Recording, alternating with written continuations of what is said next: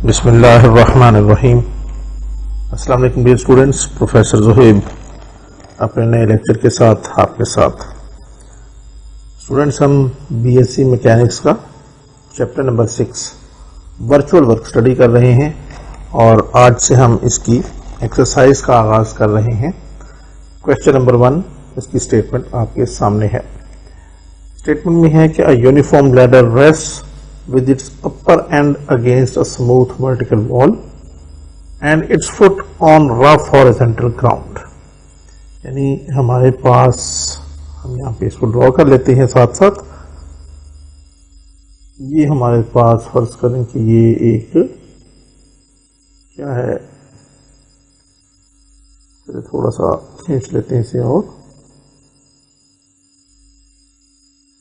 ये हमारे पास एक वर्टिकल वॉल है और यहां से हम इसके ऊपर एक लैडर बना देते हैं। ये एक लैडर है, यूनिफॉर्म लैडर, यानी इसका वेट भी होगा। यूनिफॉर्म का वर्ड यूज होता है जब किसी चीज का वेट होता हो।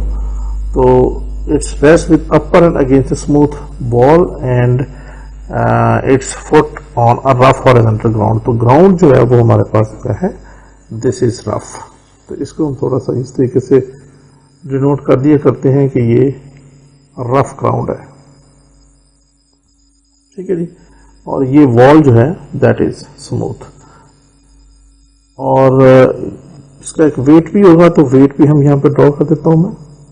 इसके सेंटर पॉइंट पे फर्ज की गई, इसका सेंटर पॉइंट है,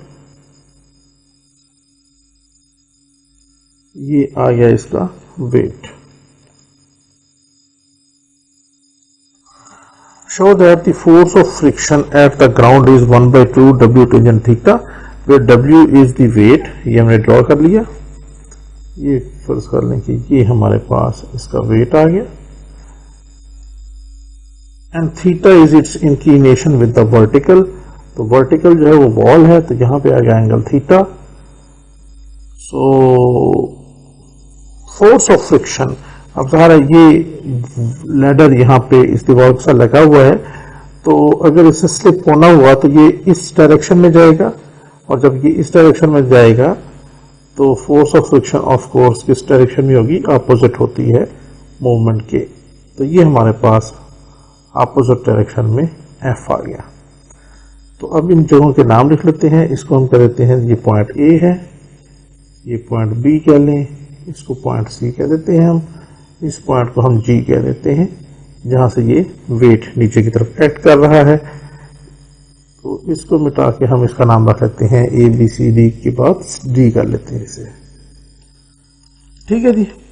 अब ये रफ हॉरिजॉन्टल फ्लोर है, तो यहां पर भी एक फोर्स लगेगी, यानी इसका नॉर्मल रिएक्शन आर, और एक यहां से होगी normal reaction of the wall.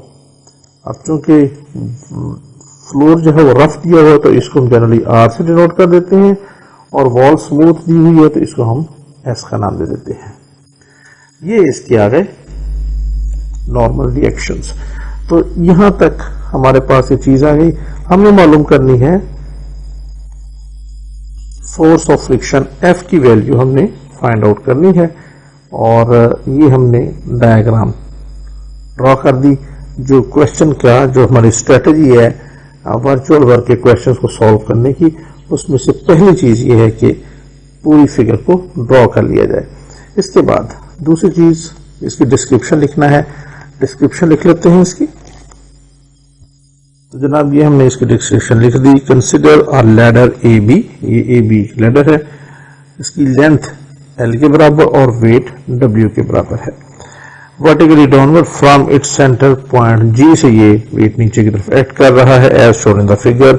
Are और एस को हमने नॉर्मल रिएक्शंस कह दिया of the rough floor and smooth wall respectively, and और ये वाला F be the force of friction, let theta be the inclination of the ladder with the wall.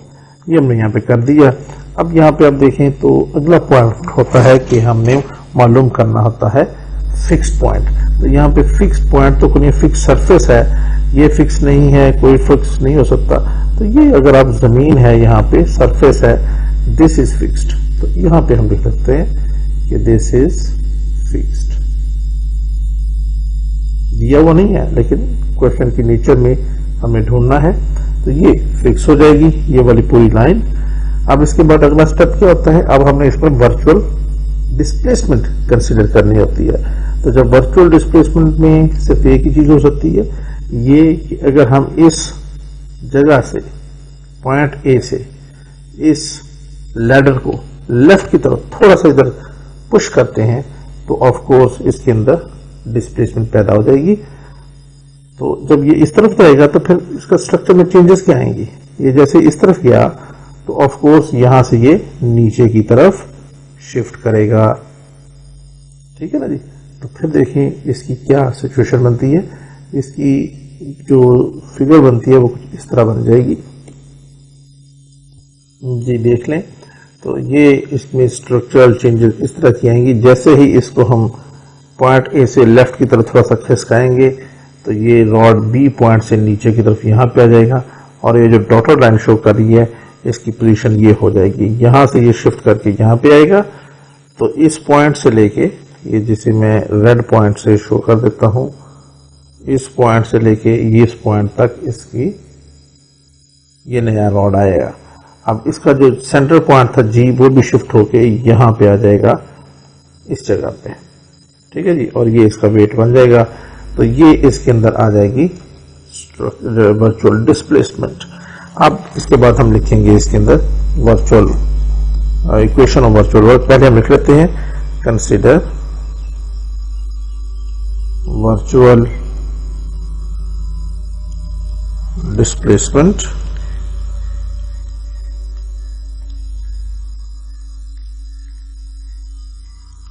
in the ladder. Therefore,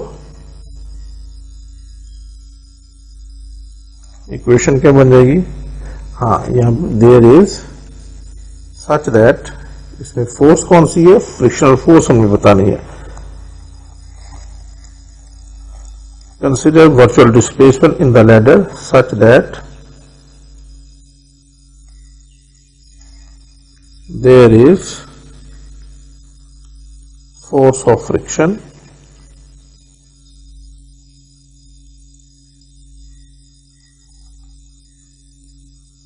in the system। या rough floor भी लिख सकते हैं आप। therefore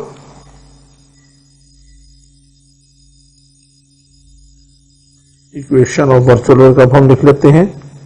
अगले स्टेप हमारा यही होता है, equation of virtual work is क्या हो जाएगी, यहाँ पे पहले चीज आप लिख लें, ये फोर्स ऑफ फ्रिक्शन ही लिख लें। यहाँ पे फोर्सेस काफी सारी हैं।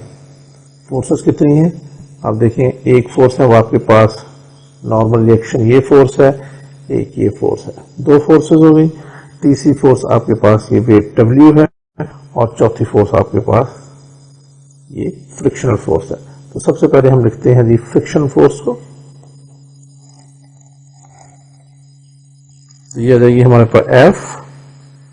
और अब ये देखें फ्रिक्शनल फोर्स कहाँ, इसमें क्या चेंजेस आएगी, इस पॉइंट से लेके इस पॉइंट तक, ये पॉइंट ए से लेके सी तक इसके अंदर वर्चुअल डिस्प्लेसमेंट आएगी।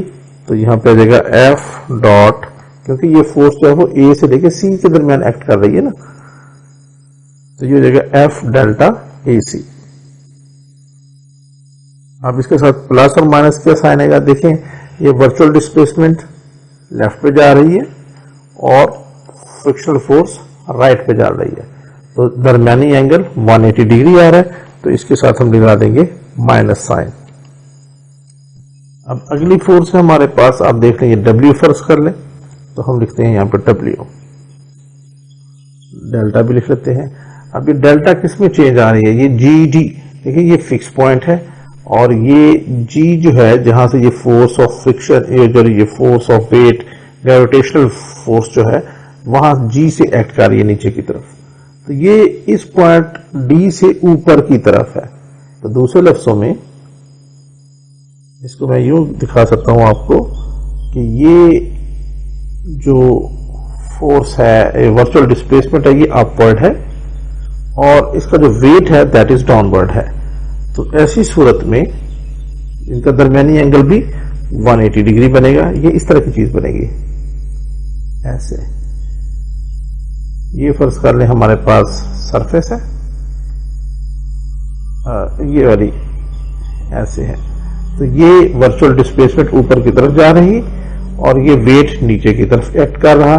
तो इनके दरमियान में ये जो एंगल बन रहा है here theta is equal to 180 degree. तो इस वजह से इसके साथ क्या आएगा, नेगेटिव साइन आएगा और चेंज क्या आएगी, डीजी। ठीक हो गया जी। देखें ये जब इसके अंदर वर्चुअल डिस्प्लेसमेंट आई, इसकी पोजीशन यहां पे आ गई, ये हो जाएगा जी। ठीक है, अब ये अभी भी इस फिक्स पॉइंट से ऊपर है, तो यहां से जब हम इसका जो वर्चुअल डिस्प्लेसमेंट होगी दैट विल बी अपवर्ड। ठीक है, और वेट जो है वो अभी भी डाउनवर्ड एक्ट कर रहा है। तो ये वाली सिचुएशन वर्चुअल डिस्प्लेसमेंट के बाद भी परसिस्ट करेगी, इसलिए इसके साथ नेगेटिव साइन हमने लगाया है। एक वजह और भी हो सकती है, एक और तरीके से भी आप इसको अंडरस्टैंड कर सकते हैं, वो मैं आपको थोड़ा सा और क्लियर कर देता हूं।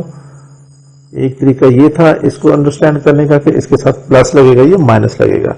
एक और तरीका, इसकी पहली पोजीशन ये थी, अब पोजीशन ये बनी है। ठीक है, इन दोनों को चलो मैं मिला देता हूं, किसी इस लाइन से मिला के दिखाता हूं आपको। ये देख लें जी, ये रेड कलर, ये अब इसकी नई लोकेशन बन गई है। ये पॉइंट जी यहां से ट्रेवल करके यहां पहुंच गया। अब ये देखें आप, इसको अगर हम जी को यहां तक खींच लें ऊपर, तो इसका जो दरमियानी एंगल है वो ये बनेगा, क्योंकि ये W है और ये इसका डिस्प्लेसमेंट है D। तो फोर्स वर्क डन की डेफिनेशन क्या होती है, force into D into cos of theta. इधर भी यही लिख रहे हैं ना, इधर भी हम यही एक्चुअली लिख रहे हैं, लेकिन कॉस हम लिख नहीं रहे, डायरेक्ट उसकी वैल्यू पुट कर रहे हैं। जैसे यहां F था, F, इसके बाद D की जगह हमने लिखा, इसके अंदर जो चेंज आया AC के अंदर, तो A यहां पे आ जाएगा, ये एक्चुअली नया A डैश ये बन जाता है, तो इसके अंदर ये तब्दीली आ गई। तो इसकी डायरेक्शन इस तरफ, फोर्स की डायरेक्शन उस तरफ, तो इसके साथ एक्चुअली ये था कॉस ऑफ 180 डिग्री, इसके साथ ये था कॉस ऑफ 180 डिग्री। ऐसी सूरत में ये दोनों पहले प्लस हम लिखते और उसके बाद कॉस की वैल्यू -1 पुट करके इसको नेगेटिव करते। ठीक है, तो वो चूंकि एक लंबा हो जाता तो इसलिए हमने डायरेक्ट ही इनको लिखा है। ये आपने कॉन्सेप्ट याद रखना है। यहां पे क्या हो रहा है, यहां पे आप देखें ये एंगल क्या बन रहा है। अगर मैं यहां पे एक ये ड्रॉ कर दूं, तो ये है W और ये है डिस्प्लेसमेंट। तो ये जो एंगल बन रहा है यहां तक, ये तो बन रहा है 90, और यहां तक इसका एंगल जो है, ये जो है ये 90 से बढ़ गया, बट 180 से कम है।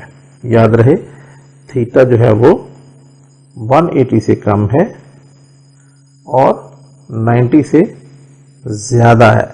तो ऐसी सूरत में ये सेकंड क्वाड्रेंट बनता है, और हमने सेकंड क्वाड्रेंट, और हमने पढ़ा था कि सेकंड क्वाड्रेंट में वर्क डन नेगेटिव को शो करता है। ठीक है, मैं आपको वो दिखा भी देता हूं। ये हमने पढ़ा था कि इफ 90 डिग्री से थीटा बड़ा हो और 180 से कम हो, तो ऐसी सूरत में क्या होता है, वर्क डन नेगेटिव होता है विद रिस्पेक्ट टू वेट। तो ये एक और रीजन भी है कि इसके साथ हमने क्यों नेगेटिव साइन लगाया। आई होप कि ये पॉइंट भी आपको क्लियर हो गया होगा। इसके बाद तीसरी फोर्स है R। इसको फिलहाल मैं प्लस ही लिख देता हूं, R, और ये वर्चुअल डिस्प्लेसमेंट है इस एंड पे। अब दरमियानी एंगल देखें क्या है, दरमियानी एंगल है 90 डिग्री। तो cos 90 क्या होता है, 0। तो इसके साथ एक्चुअली में चलिए हम लिख लेते हैं यहाँ पे